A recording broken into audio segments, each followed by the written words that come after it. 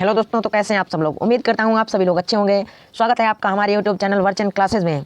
तो आज मैं आप लोगों के लिए क्लास 10th के बोर्ड एग्ज़ाम पेपर को लेकर आ चुका हूँ। ये पेपर आप लोगों को किसी भी यूट्यूब चैनल पर नहीं मिलेगा, क्योंकि 2023 बोर्ड परीक्षा में यही आने वाला है, 100% यही आने वाला है। तो चलिए वो पेपर मैं आप लोगों को दिखा देता हूँ। तो फाइनली गाइज, ये रहा हमारा पेपर। इसमें शुरुआत के 3 घंटे और 15 मिनट हमें समय दिया गया है,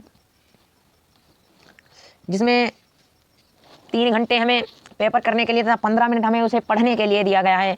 और प्रत्येक 20 नंबर के इसमें हमें बहुविकल्पी क्वेश्चन भी दिए गए हैं, जो कि नई शिक्षा नीति के अनुसार अभी लागू हुई है इसमें। तो चलिए पहला क्वेश्चन जो है, क्रम से सभी क्वेश्चन को पहले मैं आप लोगों को बताऊंगा। तो चलिए,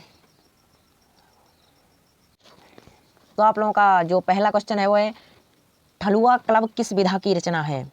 ठलुआ क्लब किस विधा की रचना है। आपका दूसरा क्वेश्चन है, जय पराजय किसका नाटक है। जय पराजय किसका नाटक है। तीसरा क्वेश्चन है, रामचंद्र शुक्ल किस युग के लेखक हैं। रामचंद्र शुक्ल जी किस युग के लेखक हैं। आपका नेक्स्ट क्वेश्चन है, आंचलिक उपन्यासकार हैं। आंचलिक उपन्यासकार हैं। और फिर आपका अगला क्वेश्चन है, शुक्ल युग की समयावधि है। फिर आश्रयदाताओं की प्रशंसा किस युग की प्रमुख विशेषता रही है। ये सभी क्वेश्चन आप लोगों के दोस्तों जो है एक एक अंक के हैं।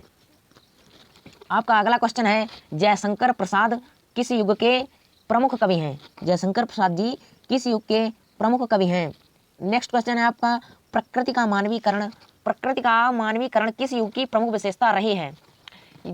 दोस्तों, जैसा कि मैंने आप लोगों को पहले भी बता दिया है कि यही पेपर बोर्ड एग्ज़ाम 2023 में आने वाला है, तो इसको जल्दी से जल्दी कंप्लीट कर लें। फिर आपका नेक्स्ट क्वेश्चन है, नीरजा किसकी रचना है। नीरजा किसकी रचना है। फिर आपका 10वां क्वेश्चन है कि गीत फरोश किसकी रचना है। गीत फरोश किसकी रचना है। फिर आपको जो क्वेश्चन 11 दिया गया है, इसमें पूछा गया कि चक्रपाणी में समास कौन सा है। चक्रपाणी में कौन सा समास है। फिर आपका नेक्स्ट क्वेश्चन पूछा जो गया है इसमें, वह बहुव्रीहि समास की परिभाषा है। बहुव्रीहि समाज की परिभाषा निम्न में से कौन सी है। फिर आपका नेक्स्ट क्वेश्चन है, कमल का पर्याय है। कमल का इसमें आप लोगों को पर्यायवाची बताना है। फिर आपका नेक्स्ट क्वेश्चन है, पराधीनता का विलोम है। पराधीनता का विलोम। फिर आपका 15वां क्वेश्चन है, चौराहा का तत्सम है। चौराहे शब्द का तत्सम रूप क्या होगा। फिर आपका 16 नंबर का जो क्वेश्चन है उसमें है, करपट का तद्भव है। करपट का तद्भव। जो फिर 17 क्वेश्चन में दिया गया आपका, जो ईश्वर में विश्वास रखता हो उसे क्या कहते हैं। फिर 18वां क्वेश्चन है, रमेश का संधि विच्छेद है। रमेश का संधि विच्छेद क्या है। जो 19 नंबर पे क्वेश्चन है आप लोगों का, उसमें दिया गया है, फलस्य में विभक्ति और वचन है। फलस्य में कौन सी विभक्ति है तथा कौन सा वचन है। क्वेश्चन नंबर 20 जो कि आप लोगों का लास्ट क्वेश्चन है, पठेतम में वचन और पुरुष है। पठेतम में आप लोगों को वचन और पुरुष बताना है। तो ये तो पहले आप लोगों के OMR सीट वाले क्वेश्चन जो कि ऑब्जेक्टिव क्वेश्चन है वो हो चुके हैं। तो अब खंड बा में आ जाते हैं, जो कि ये 50 नंबर का है। 50 अंक का है, आप लोगों को दिख रहा होगा खंड बा। तो चलिए इसको भी देखते हैं। इसमें दिया गया है प्रश्न नंबर 1 में कि दिए गए गद्यांश को पढ़कर उसके नीचे दिए गए प्रश्नों के उत्तर दीजिए, जो कि ये आपका 6 नंबर का है, 6 मार्क्स का है। इसको आप लोगों को कंप्लीट कर लेना है। ये पूछा गया है कि रोहतास दुर्ग के प्रकोष्ठ में बैठी युवती ममता शोण के तीक्ष्ण गंभीर प्रवाह को देख रही है। ममता विधवा थी, उसका यौवन शोण के समान ही उमड़ रहा था। मन में वेदना, मस्तक में आंधी, आंखों में पानी बरसात लिए वह सुख के कंटक शयन में विकल थी। तो जो यहाँ पर रेखांकित जिसमें जो लाइनें हैं, इनकी आप लोगों को व्याख्या बतानी है। और इन्हीं इस जो पैरा है, इससे आप लोगों को क्वेश्चन नीचे दिए गए हैं, इन्हीं को करना है। चलिए नेक्स्ट क्वेश्चन देखते हैं। ये अथवा में दिया गया है कि इसकी भी व्याख्या करनी है। अब क्वेश्चन नंबर 2 है, ये भी आप लोगों का 6 मार्क्स का है। चलिए इसे भी देखते हैं। इसमें दिया गया है कि दिए गए पद्यांश पर आधारित 3 प्रश्नों का उत्तर देना है। इनमें जो पद्यांश दिया गया है आप लोगों को दिख रहा होगा, इसके जो 3 क्वेश्चन हैं उन्हीं के आंसर देने हैं। ऊधव मन न भये 10-20, एक हुतो सो गयो श्याम संग, को अवराधे ईस, इंद्री शिथिल भई के सब बिन ज्यों देही बिन शीस, आशा लागी रहति तन श्वासा जीव ही कोटि बरीस, तुम तो सखा श्याम सुंदर के सकल जोग के ईस, सूर हमारे नद नंदन बिनु और नहीं जगदीश। और इसके अथवा में भी एक दिया गया है जो कि हमारे वन पथ पर पाठ से लिया गया है कि शीस जटा उर बाहु विभाल, बिलोचन तीर तिरीछी सी भौहें, तून सरासन बान धरे, तुलसी वन मार्ग में सुटि सौहें, सादर वार ही बार सुभाए चितय तुम, त्यों हमरो मन मोहे, पूछति ग्राम वधु सियसो, कहूँ रावरे से सखी रावरे सांवरे को है। तो इसमें जो क्वेश्चन दिए गए हैं उन्हीं के आप लोगों को आंसर देने हैं। पहला क्वेश्चन इसमें दिया गया है उपर्युक्त पंक्तियों का संदर्भ, इसमें जो कौन सा संदर्भ है, किस पाठ से लिया गया है, उसी को लिखना है। दूसरा क्वेश्चन जो है आपका वो है रेखांकित अंश की व्याख्या कीजिए। तो ये इतना जो है इसमें इतने की आपको व्याख्या करनी है। फिर है बाहु विशाल विलोचन लाल में कौन सा अलंकार है, ये आपको लिखना है।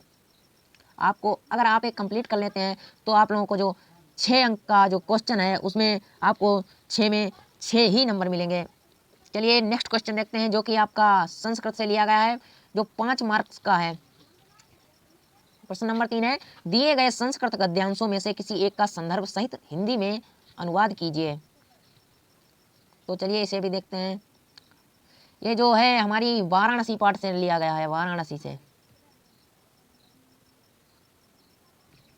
ये वाराणसी पाठ से लिया गया है। और अथवा में भी दिया गया है ऐसा कर्म वीराणाम संस्कृति, हमारी संस्कृति पाठ से लिया गया है। और इसमें जो क्वेश्चन दिए गए हैं उनका आपको आंसर देना है। जैसे ये देखिए ये भी 5 नंबर का है। फिर नेक्स्ट क्वेश्चन देखते हैं निम्नलिखित लेखकों में किसी एक लेखक का जीवन परिचय देते हुए उसकी प्रमुख रचना का उल्लेख कीजिए। ये भी आपका जो आपका जीवन परिचय है वो 5 नंबर का आता है। इसमें नंबर 1 आपका दिया है डॉक्टर रामचंद्र शुक्ल, डॉक्टर राजेंद्र प्रसाद या जयशंकर प्रसाद। इनमें से अगर आपको किसी का भी जीवन परिचय याद है उसको आप लिख सकते हैं, तो आपको यहाँ पर 5 के 5 अंक मिल सकते हैं।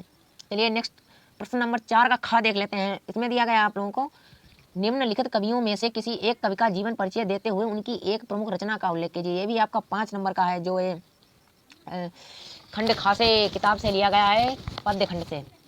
इसमें से आपका दिया गया है तुलसीदास जी, सूरदास और सुमित्रानंद पंत। तो इनमें से अगर आपको किसी का भी जीवन परिचय याद है तो आप लिख सकते हैं।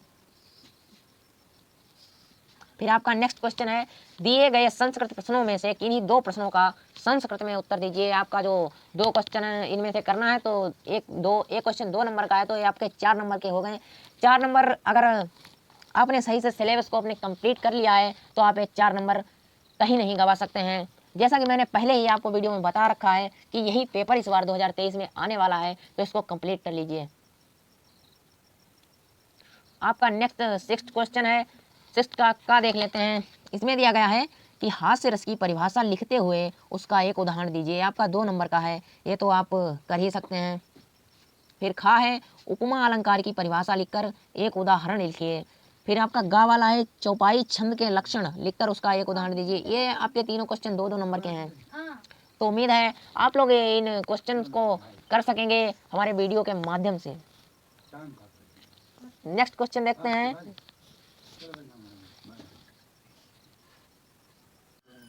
तो दोस्तों आपके नेक्स्ट क्वेश्चन में दिया गया है कि निम्नलिखित लोकोक्ति एवं मुहावरों में से किसी एक अर्थ का अर्थ बताते हुए वाक्य प्रयोग कीजिए। ये दोस्तों आपका 2 नंबर का है। तो इसमें दिया गया है इसका का खंड का 9 2 11 होना। नंबर 2 दिया गया है अंगारों पर पैर रखना। फिर आपका नंबर 3 में जो दिया गया है अधजल गगरी छलकत जाए, इसका आप लोगों को अर्थ बताना है। फिर आपका जो घ नंबर पे आता है इसमें लिखा है अपनी खिचड़ी अलग पकाना। तो इन सब के आप लोगों को अर्थ लिखने हैं, तो आपको इन में 2 नंबर मिल सकते हैं। फिर आपका जो लास्ट क्वेश्चन है उसमें दिया गया है कि निम्नलिखित में से किसी एक शीर्षक पर निबंध लिखिए, जो आपका 6 नंबर का है। इसमें जो निबंध आपको दिए गए हैं कि नंबर 1 में है वृक्ष धरा का आभूषण है, इस पर आपको निबंध लिखना है। नंबर जो 2nd पे आता है इसमें दिया गया है मेरा प्रिय पर्व, इस पर आपको निबंध लिखना है। फिर 3rd नंबर पर आता है प्रदूषण समस्या पर ज़्यादातर ही निबंध आता है, तो इसे भी आप लोग याद कर लीजिए। नंबर 4 पे जो है वो है आपका जीवन में खेल का महत्व। इस पर आप लोगों को जो निबंध लिखना है, तो ये था आपका बोर्ड एग्जाम का पेपर, और आप लोग इसे आसानी से हल कर सकते हैं। इसे अगर आप नहीं हल कर सकते हैं तो आप हमारे वीडियो के माध्यम से इसे जान सकते हैं, इसे समझिए,